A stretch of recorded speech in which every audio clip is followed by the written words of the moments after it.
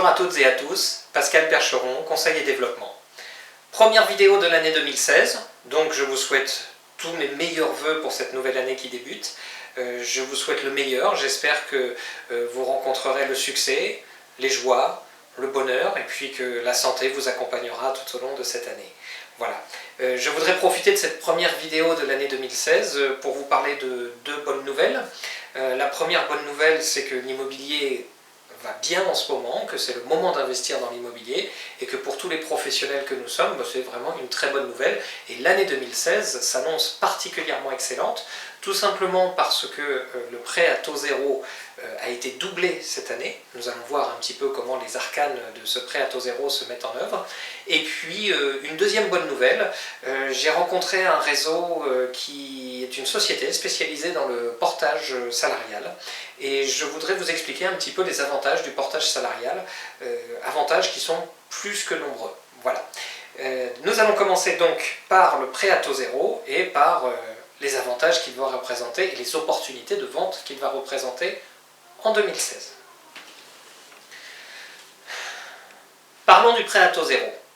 Le prêt à taux zéro est un prêt qui est subventionné par l'État pour les organismes bancaires qui ont passé une convention avec l'État, c'est-à-dire à peu près toutes les banques en France, et ce prêt est consenti aux particuliers à un taux qui est de 0%, d'où son nom, le PTZ, le prêt à taux zéro. Jusqu'à présent, ces dernières années, le prêt à taux zéro se concentrait sur la construction de maisons neuves. Et l'achat dans l'ancien était un petit peu délaissé. La loi de finances de 2016 modifie les conditions du prêt à taux zéro et l'obtention d'un prêt à taux zéro dans l'ancien est possible en 2016 et il est même doublé. Donc c'est une excellente nouvelle pour nous professionnels de l'immobilier, c'est-à-dire que plus de ménages vont pouvoir accéder à la propriété. Alors le prêt à taux zéro est consenti aux personnes qui sont primo-accédantes, c'est-à-dire qui achètent pour la première fois, ou qui n'ont pas été propriétaires depuis au moins 2 ans. Et quand on dit propriétaire, c'est propriétaire résident de la maison dont ils sont propriétaires ou propriétaire bailleur, c'est-à-dire dont ils ont une maison ou un appartement mais qui est en location. Donc il ne faut pas avoir de propriété depuis 2 ans. À ces conditions-là, vous pouvez bénéficier du prêt à taux zéro. La deuxième chose, c'est que vous avez un plafond de ressources à ne pas dépasser en fonction de zones géographiques. Le prêt à taux zéro est accordé sur 4 zones différentes. Vous avez donc la zone A, la zone B1, la zone B2 et la zone C. La zone A étant la zone la plus tendue au niveau de l'immobilier, la zone C étant la zone la plus campagne, si je puis dire. Vous allez sur internet, vous tapez carte des zones pour carte géographique, zone prêt à taux zéro, ou PTZ, vous allez rapidement savoir si la commune sur laquelle est visé l'achat bénéficie d'une zone A, d'une zone B, d'une zone BA, B2 ou d'une zone C. Plus vous êtes dans une zone tendue, c'est-à-dire plus vous êtes proche du A, plus l'enveloppe du prêt à taux zéro sera élevée. Malgré tout, il est doublé en 2016 et c'est une excellente nouvelle pour nous professionnels de l'immobilier.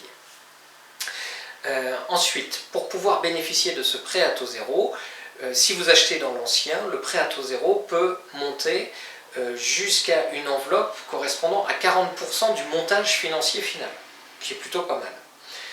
Si vous achetez dans l'ancien, et ça c'est la bonne nouvelle, le Grenelle de l'environnement en 2010, lorsqu'il s'est réuni, a constaté que l'ensemble du parc immobilier en France était en E. Depuis le 1er janvier 2013, la RT 2012 impose que les constructions que nous faisons aujourd'hui, les constructions neuves, ont un DPE qui est en A, sauf dans les zones les plus froides où on a le droit d'être en B. Mais les zones tempérées, on va dire, sont en A. Ce qui veut dire que l'ancien avait été un petit peu délaissé, et quoi qu'il arrive, même si on continue à construire des maisons neuves, le parc immobilier ancien est en E. Le gouvernement, par l'intermédiaire du prêt à taux zéro qui est doublé, va permettre d'acheter des biens immobiliers dans l'ancien, qui sont soit en E, soit en G, soit en D, et par l'intermédiaire du prêt à taux zéro, imposer que vous fassiez des travaux d'amélioration de l'habitat.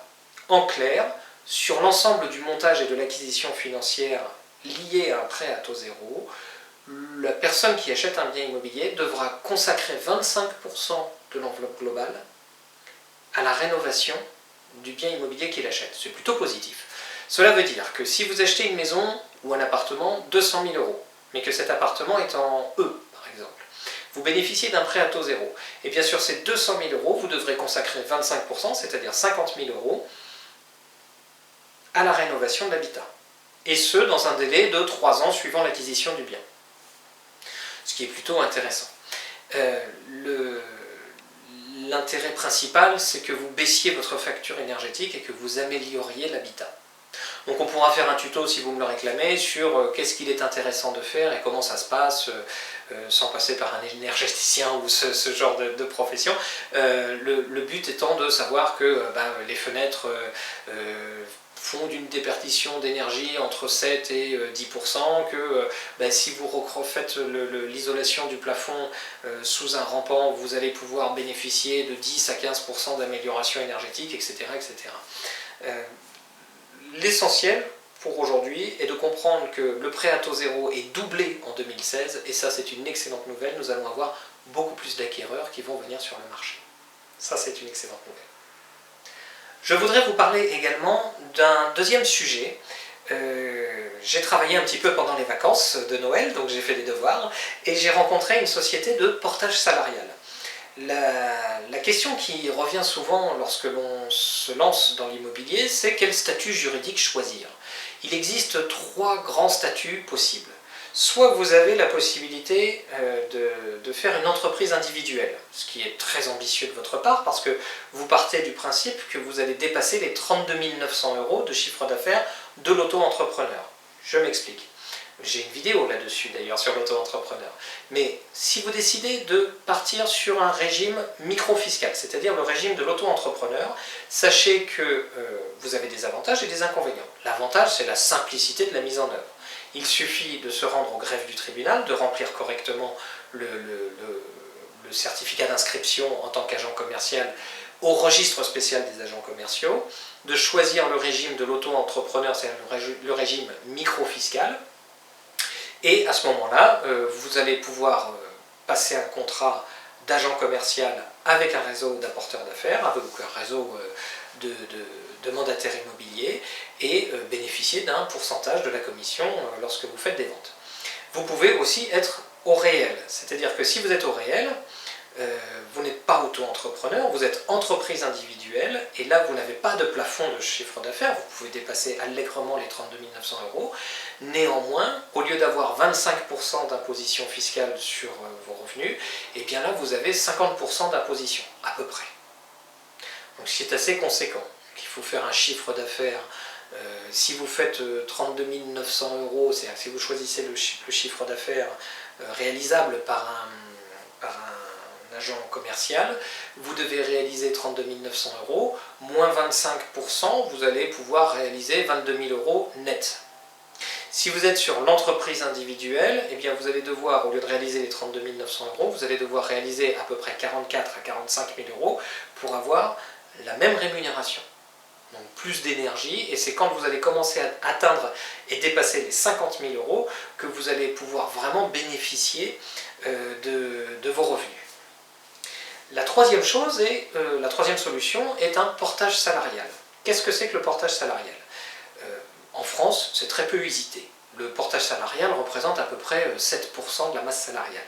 Il faut savoir que dans les pays nordiques, le portage salarial s'approche plutôt des 75 à 80%, donc c'est quelque chose qui est très développé ailleurs, mais qui n'est pas beaucoup développé chez nous. En fait, vous confiez la responsabilité juridique de négociation des contrats de facturation du réseau d'agents mandataires auquel vous êtes affilié, vous le confiez à une société de portage salarial.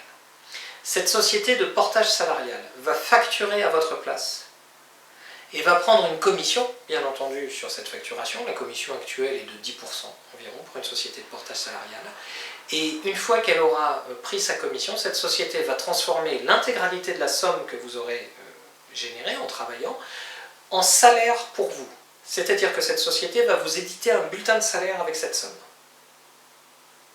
L'avantage, c'est que vous êtes en CDI, que vous bénéficiez de tous les avantages d'un salarié, que vous bénéficiez d'une mutuelle d'entreprise, que vous bénéficiez d'un statut cadre, mais surtout que vous cotisez à une caisse de retraite cadre, qu'au bout de 5 ans, en tant que cadre dans l'immobilier, vous avez le droit de pouvoir prétendre à la carte T, carte transaction.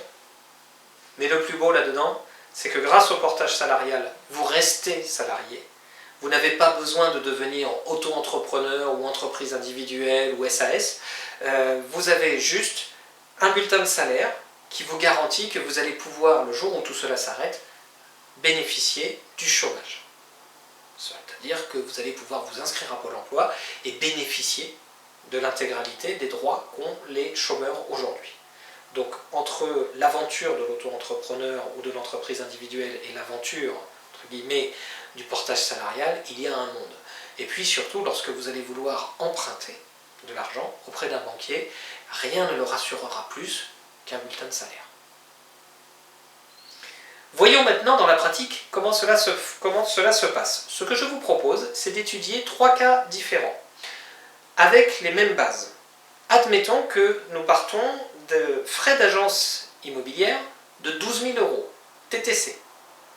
Sur ces 12 000 euros, nous allons retirer 20% de TVA. Reste 10 000 euros hors taxe. Sur ces 10 000 euros hors taxe, nous allons étudier les 3 différents statuts. Premier statut, entreprise individuelle. Deuxième statut, auto-entrepreneur. Troisième statut, portage salarial.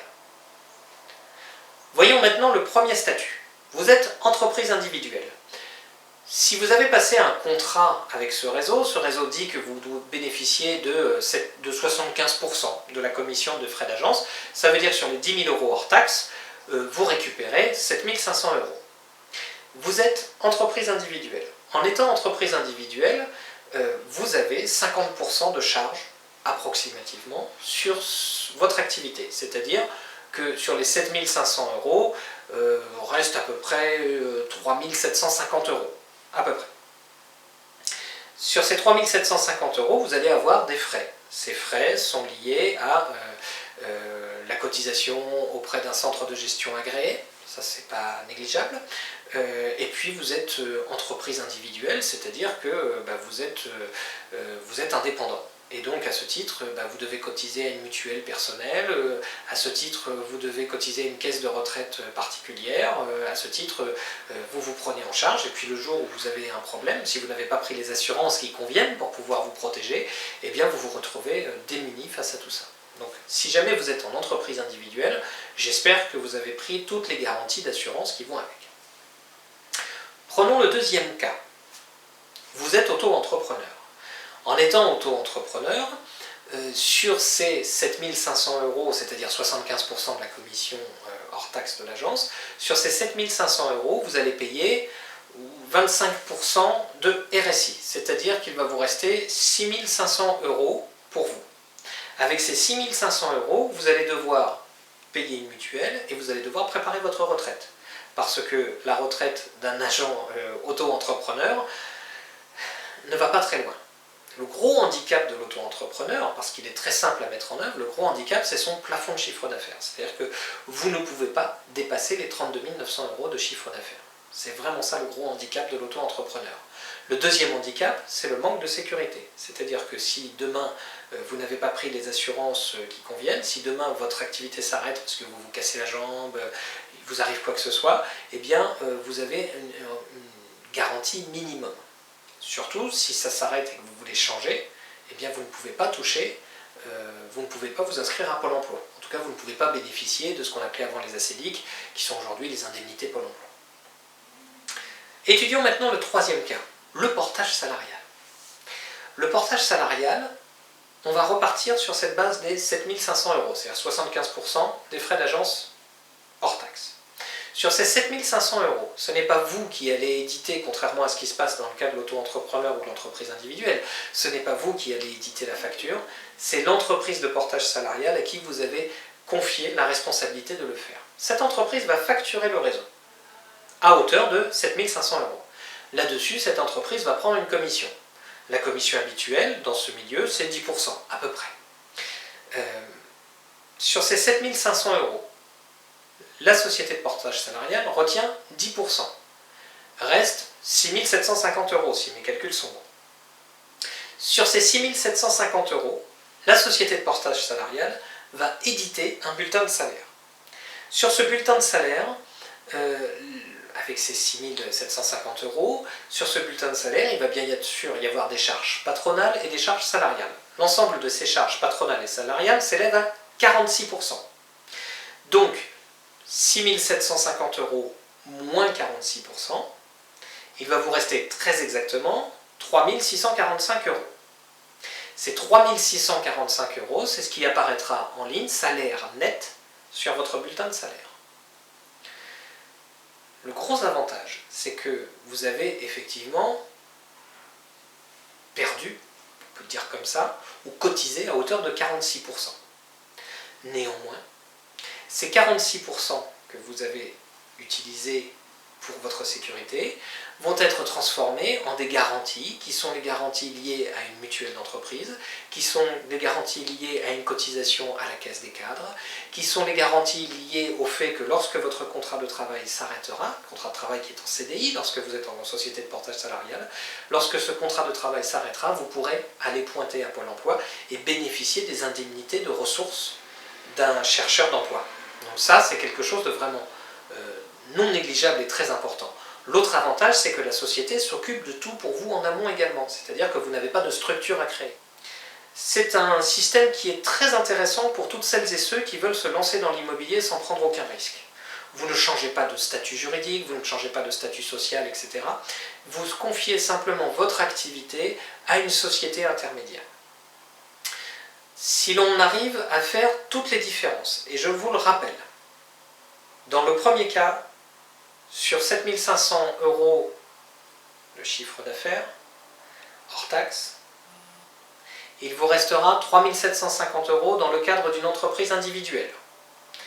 Dans le cadre d'une entreprise auto-entrepreneur, il vous restera, mais vous ne pourrez pas aller au-delà de 32 900 €.